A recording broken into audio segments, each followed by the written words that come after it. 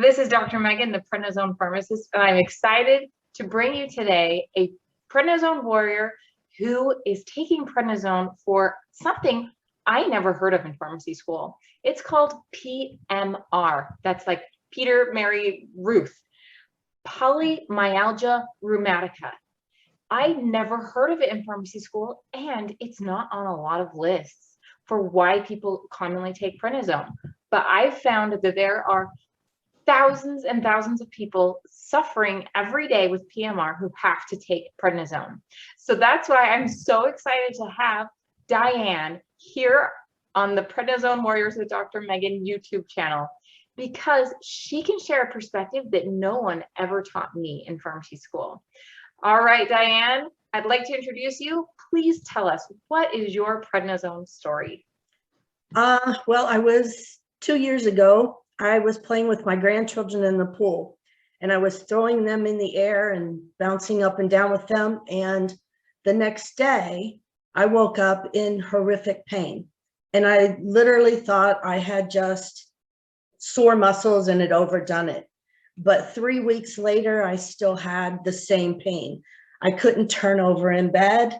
I could not hardly dress myself. I couldn't pick my legs up to put my feet in my shoes or my pants, my socks on. I couldn't lift up over my head to take your shirt off. Putting on a seatbelt and putting on a bra were horrendous.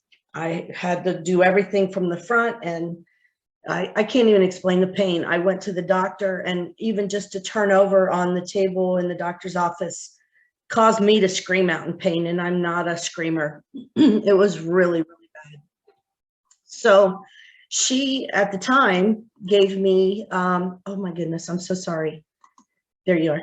She gave me a shot of prednisone at the time for the pain, and then told me that I would probably be fine to take Tylenol and whatnot, because she thought it was probably fibromyalgia or some kind of myalgia.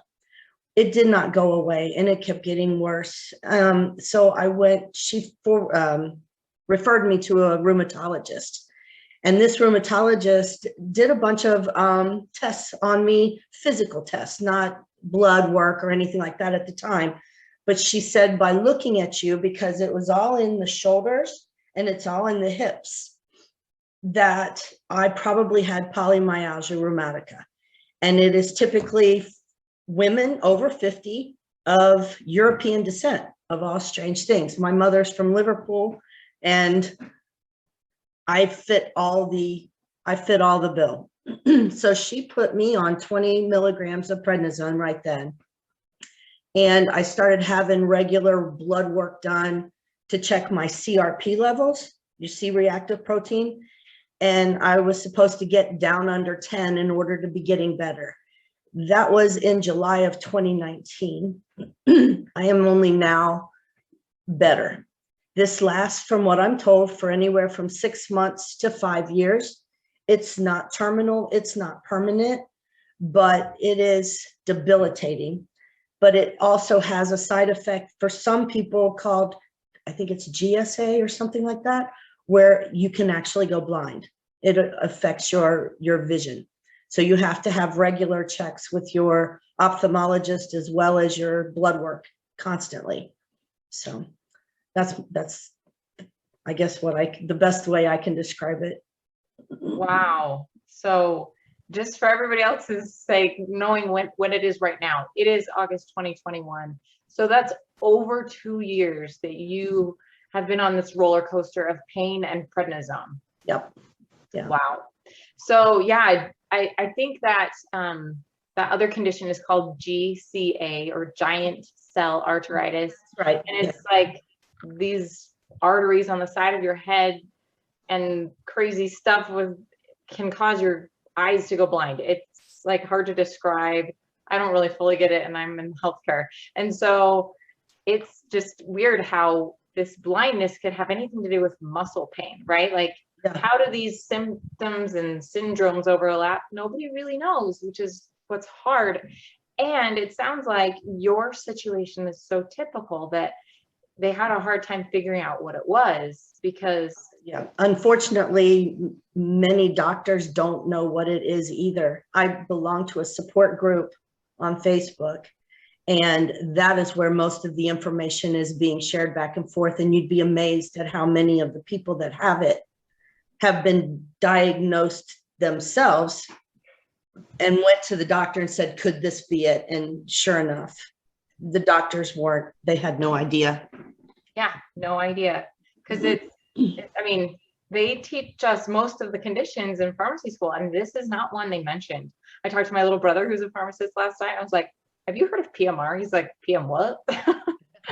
Never heard of it. But Sure. it's not that uncommon too. So it's really surprising that I thought I had like this world of things that I thought I understood, that PMR is outside of that. And so if it's outside of what I understood, and I had a very generalized education, I went even deeper and got board certification in chronic things like rheumatology conditions. Yeah. And I still never heard of it. So I think that's one of the trickiest parts about this condition, is getting that true diagnosis. And so you're saying you went from original problem to diagnosis after just 2 doctors, right? Or is it longer than that? No, it was 2 doctors, but the first, my general practitioner, she tried everything she could think of. She agreed with me at first that it was probably just soreness from playing with my grandkids in the pool and those motions I went through. But when it didn't go away and I went back, I just kept, it was just, she tried to send me to physical therapy. And when I called and told them my symptoms, they're like, well, do you want to work on your arms? You want to work on your leg? I said, I have to work on all of it. Nothing, I can't move. Nothing's working. That wasn't going to work for me. And I wasn't able to physically move. I've only just now started being able to get my muscles working again and be able to get that muscle tone back. It was described to me finally by this rheumatologist who, she knew it, what it was, luckily. And it's some kind of inflammation, like chronic inflammation in between the lining of the muscles and the joints, something like that. Yeah. So many people have described it so many other ways, but that's what it feels like. You lose, well, you know, all the symptoms you get from prednisone. That's even worse. Once you get it and you get out of the pain, then the prednisone becomes the whole other situation. So yes. So you mentioned like 6 months to 5 years that it's typical, and for you it's been just 2 years, right? And so we know that it lasts a certain amount of time. But what about typical doses for prednisone that you've seen? So you said you started at 20. Tell us more about like, what was the highest dose you ever went on, the lowest dose you ever went on, that type of thing? Well, when the first time, it was obvious, it was a shot, and it was a lot. I don't even know. And it relieved the pain, but it came right back with a vengeance. And I think I was on 30 milligrams and then down to 20. That had to go back up. It's a process through the whole time of going up and down. Eventually, as a patient, you start to be able to control yourself, how to what's the word I'm trying to think of? Taper down. Because she would say, well, drop 5 milligrams. Well, 5 milligrams would kill me. I didn't having to like cut it in half and do 2.5 milligram or, 1 milligram. When I got to the end, I was down to taking 1 milligram and then 0.5 milligram and 1 milligram, like for 3 weeks. It's a long drawn out process, but I finally got there. So when would you say you were on 30 and you're on 20? When would you say you were finally able to really start going down? Maybe, you know what? The first year I was up and down the whole time. In the pain, I couldn't tell if it was the prednisone withdrawal or if it was the PMR. You get to a place in this process, you don't know which is which. The pain is so bad. And then you get depressed and you have all these other feelings that are coming from the withdrawal and the prednisone. But I'd say this last year, I've really been able to concentrate on the taper, but not without pain. I think you start to normalize that and expect it. And you know that you have to go, it's almost like withdrawals on any kind of drug. You have to go through that horrible period to get to that next step. So to go from 10 milligram down to 9 was a painful process. And it took me all year to get to this, to where I just stopped taking prednisone. Yeah. So what dose change would you say was the most tricky for you? Because I've heard 10 milligrams from a lot of people. I was just going to say, when you get to 10, getting off, you get all excited and you're like, yay, I'm down. It's a low dose, whatever. You feel like it's a low dose. But getting from 10 to 1 is pure pain. I mean, it is hard. It is hard because I would, when I got to 5, I started just dropping in 0.5 milligrams, and I would stay on, I would do 5 for 3 weeks. And then the 4th week I would do 1 day 5, 4.5, 5, 4.5, 5 for that week. Then on Sunday I would drop to 4.5. I would stay on 4.5 for another 3 weeks. And then I would drop 4.5, 4, 4.5, 4 until that Sunday, and then drop to 4. And there were several times I went back up from 4.5 back up to 5 or whatever, and it took a year. Took a year of just the tiniest little changes. Just you wouldn't, and that sensitivity, that teeny weeny little pill, what it can do, you just are, it's hard to imagine. I'm so glad to hear you describing that taper in such detail, because I get asked all the time, well, what works? And it's like, you really have to like work with your doctor closely. And when you get to the point where you were, really listen to your body as well to figure out precisely what you can do and how prolonged that was, how truly drawn out that was for you. Just like 0.5 milligram basically every month that's insane. Like how the mental game of it all must have been so hard for you. Sometimes you had to go back up, and it was just so depressing. I mean, it's hard to do because you desperately want off of it. It does horrible things to your body. I showed you a before and after picture of me when I was like a couple months in on prednisone, and I looked like a giant pumpkin. You look like a different person, like a completely different person. It was a long process, but it is, yeah, I wouldn't wish it on anybody. I wouldn't. And I mean, there's things you can try, and I tried all kinds of other things too, diet and exercise. You can't exercise. Honestly, you just can't. You can't even put your shirt on. You can't. Or, I mean, I was blessed that I could work from home. That was the only blessing, because that week of switching, I would go into, you also, it affects your hormones and everything. You get depressed, you are in pain, you are lethargic. There's all these things that happen. And if I couldn't work from home and people had to see me like that, I probably wouldn't still be working. Yeah, you would have had to leave the workforce, right? Like, this is the taper process itself is so debilitating, right? That it would require you to no longer hold down a job. I thought, and I had just started a new job when this happened to me. Oh my gosh. Yeah, just started one. And I was crying to my doctor. I'm like, please, you've got to give me something I need to keep. I want this job. I like it. I want to keep it, Yeah. And the pandemic, as awful as it actually was a blessing to me to have to stay home and work. Yeah. And it normalized working from home, right? Like, you weren't the only person doing it. Right. And that you could do this taper misery and nobody was there to have to deal with it because you were social distancing. That's right. My little dog was giving me lots of little licks though, because I would be crying or whatever I would be going through. But yeah, it was painful. I'm glad you had a dog. Me too. That is awesome. So, I mean, when you were describing tapering, you're like, I'm going to drop by 5 milligrams. If you'd gone from 5 milligrams, like if you'd gone from 30 down to 25, would you be able to handle it? Or was it 10 down to 5? That's like, it depended. Sometimes, I mean, when I first started out, dropping a lot was not as hard as when you get down to where you're like at 10 and you're trying to get off of it. That's when it seems like it just seems to be just those little 0.5 milligrams are more important. When you're way up at the top it was easier to drop like 5.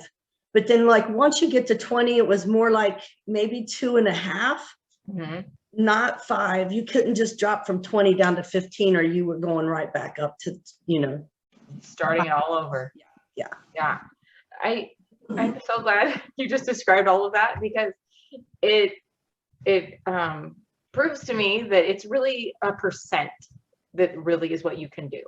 That you could do 20% or 10% or maybe 5%, but it was always like 20% of 30 was nearly 5, right? Whereas 20% of 5 is 1. And you were really doing like 10%, which was 0.5. And so it wasn't necessarily the milligrams itself. No. It was the percentage drop that really made the difference, right? Yeah, exactly. Yeah. And mentally strong you can be to do it, honestly. I mean, my mother would listen. She could tell by my voice, oh, you're dropping, aren't you?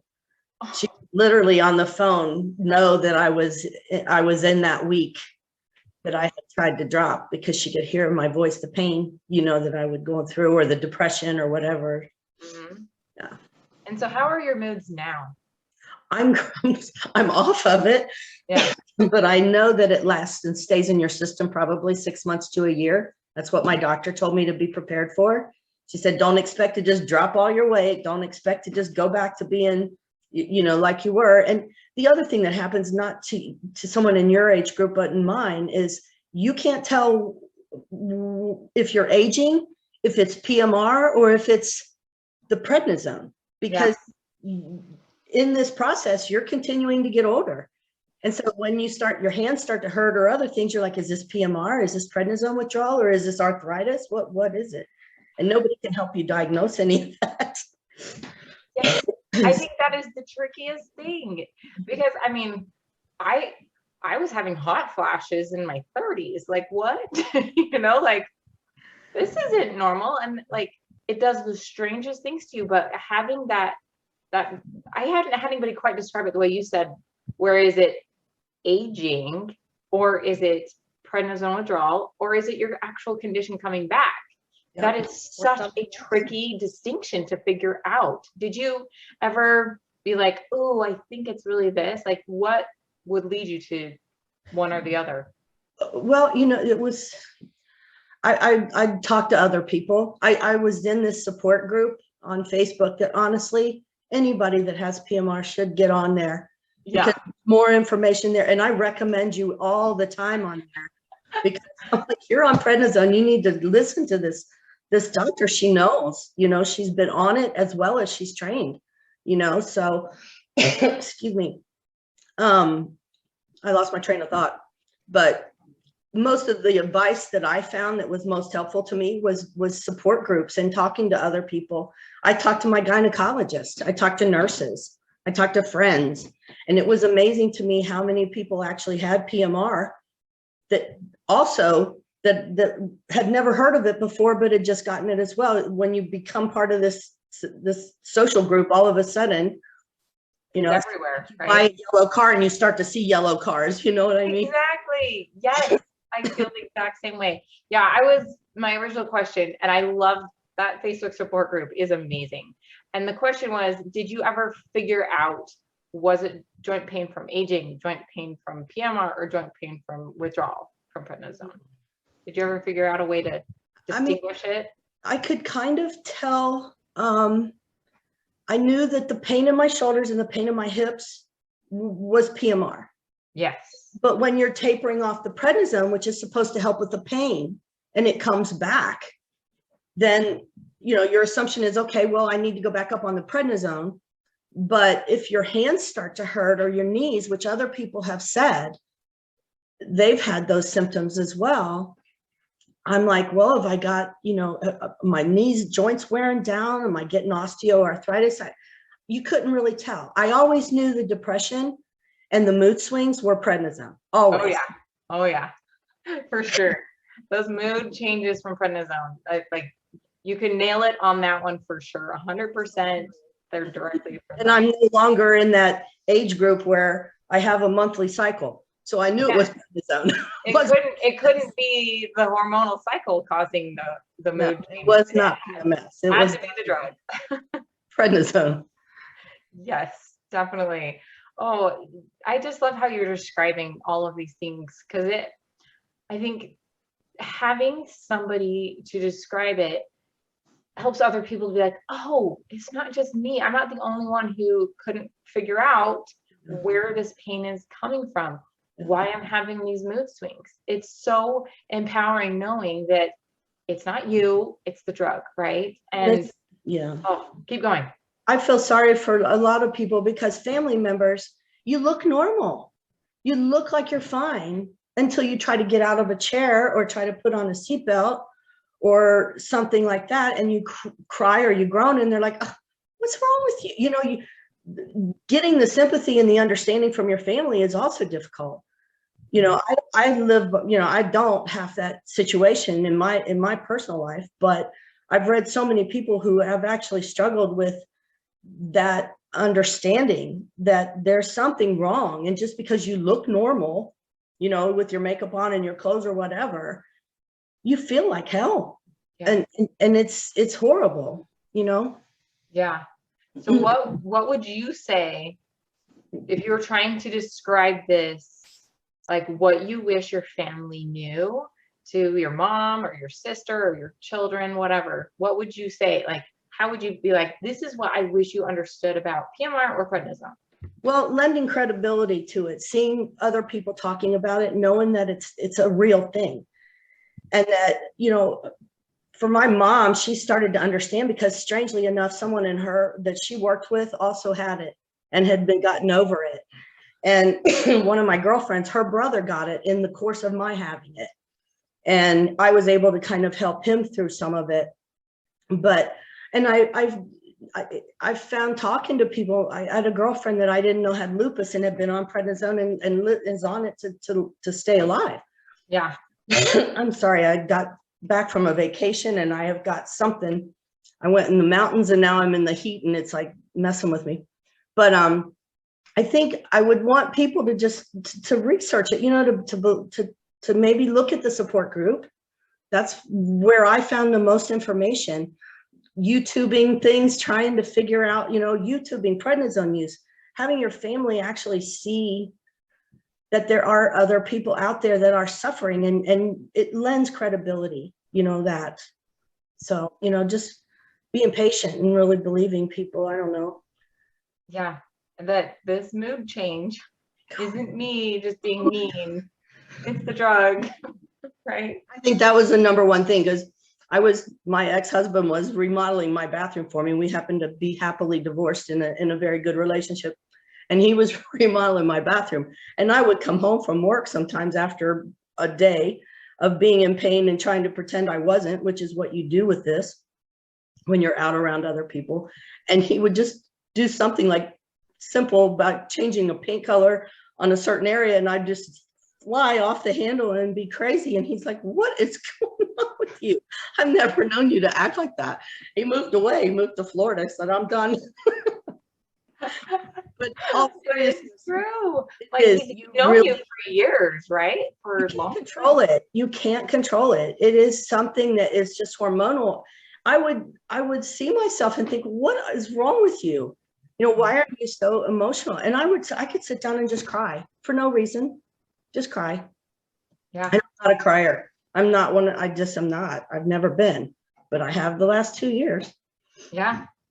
I mean, out of sheer pain or out of just the emotional strangeness of prednisone. Or you could just cry for the fact that you're just crying. Prednisone just makes you crazy. Mm-hmm. It really does. It really does. I felt the exact same way, and I have no other mental health issues, but while I'm prednisone, I do.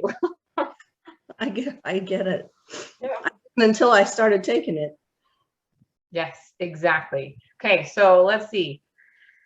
So we talked about what to have our family expect. What would you tell others who are taking prednisone to expect? A roller coaster ride, but I wouldn't want to discourage them for not taking it, because it does fix the pain. It has credible, you know, faculties that when you are in that much pain, it is helpful. I won't, you know, I won't lie about it. You know, if I had to go back to feeling like I did versus taking the prednisone, I would take the prednisone. The hard part is getting off the prednisone. Once you get that pain under control and then you start trying to taper, I would suggest trying to taper as fast as you can before you get too much into your system and it becomes hard to get off of it.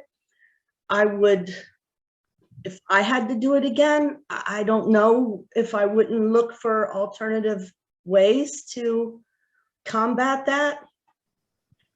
But, you know, when you're in that much pain, all you want is something to make it better, you know? So, Yeah. I mean, I started doing acupuncture and it helped. It really helped a lot. I'm now able to do physical therapy, which I'm trying to regain some of my muscle tone back, and some of my movement, my Range of motion. yeah, my flexibility, because I couldn't. I mean, this was impossible probably a month ago. Wow. You've made that much progress. A month ago. I couldn't have done that. I can tell you because I was at physical therapy and she's like, we got to start working on that. And yeah, it's a process. It is a process. Yeah, they say like one of the diagnoses is, can you make the touchdown? And it's, nope, can't make the touchdown sign.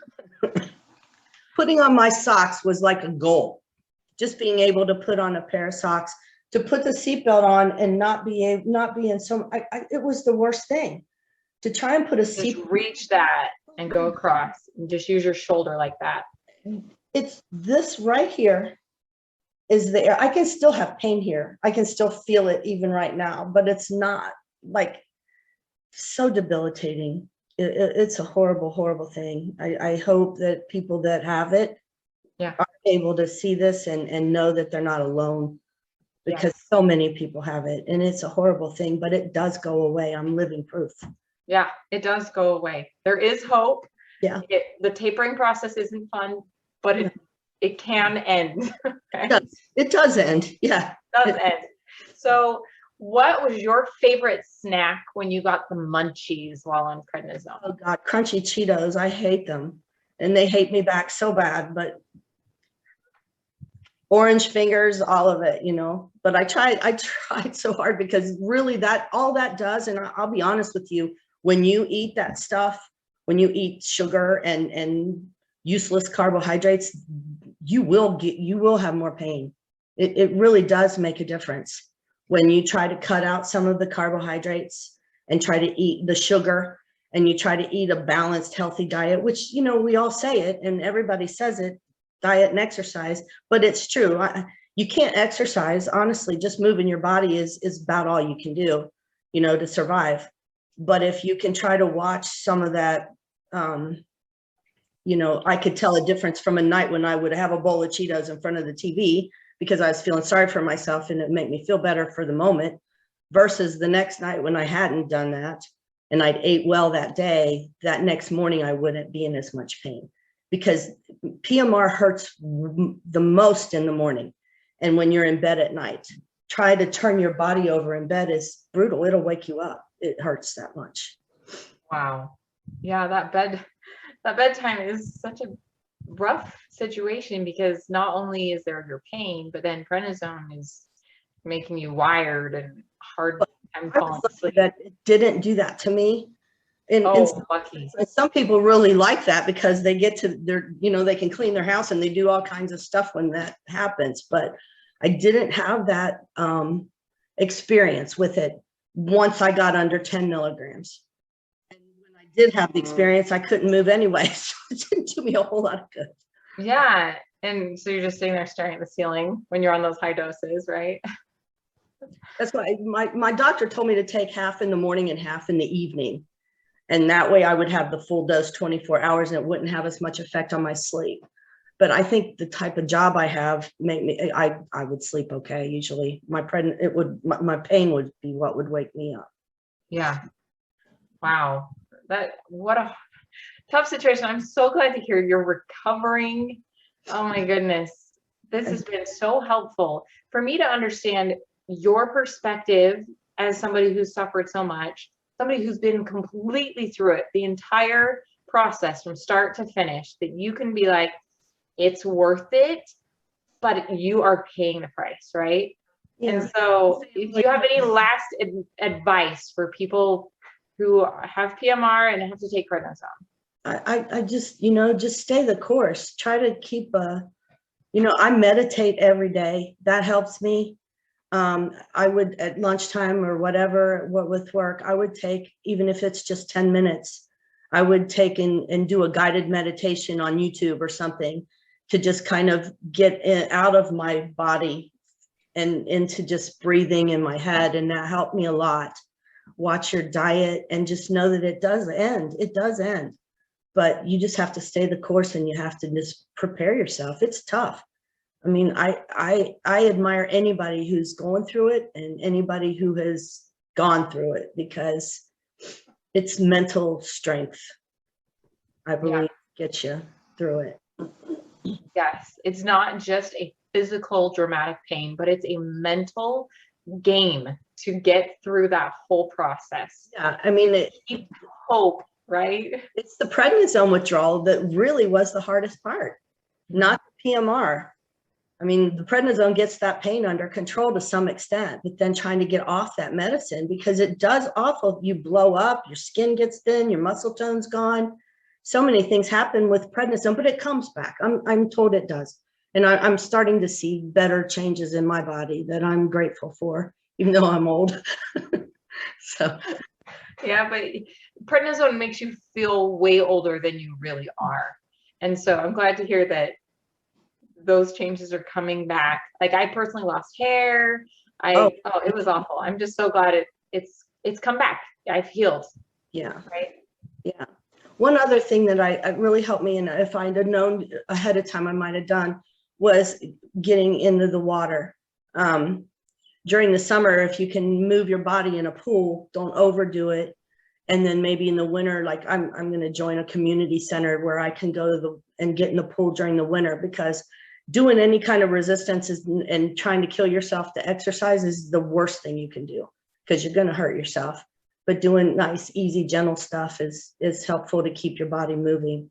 So I love that advice, because the water provides that gentle resistance that just physically being in there, not only does it like require effort to move, but the temperature of the water actually helps you with your metabolism. Like, they did studies like with Michael Phelps. He was the best swimmer of all time, and he was metabolizing so many calories, but they couldn't figure out why. Like, why was he going through, like, I don't know, some obscene amount, like 12,000 calories a day? And it wasn't just because he was moving so much, but it was also because his body had to make heat to cope with being in that pool that was lower than his natural body temperature. And so it's this, like, water aerobic exercise is like one of the best things you can do if you have the ability to get to a pool. Yeah, but make sure you have the ability to get out of the pool somewhere safe. Because honestly, once you try to get up out, your body feels like lead cement. It's so hard. That's how you feel in the morning. Your legs feel like wooden posts. But in the water, it's freedom. But just make sure you don't get in the water where you can't get out somewhere. I have the steps that I can get in and out of on the steps. It's safer. Wow, I never even would have thought of that, but I'm up, disaster that could have been if you had to pull yourself up using the ladder. Oh my God, it's horrible. Your body feels like cement. Yeah. So, and like lifting your arms high enough to grab the ladder, I can't even imagine. Thinking about it hurts me, and I don't have that pain anymore because I remember it. Oh my goodness, that is such a good tip. I never would have thought to ask. Like, if you do water aerobics, what should you do for sure? Have a way out. 5 foot of water. Make sure you can get out in the kids section. Oh my goodness, how interesting. Okay, well, Diane, this has been amazing. I really appreciate you taking the time out of your workday to tell me all about your journey as a prednisone warrior with PMR, Polymyalgia Rheumatica. Thank you so much. And we'll be signing off. I'm Dr. Megan, your prednisone pharmacist. Thank you.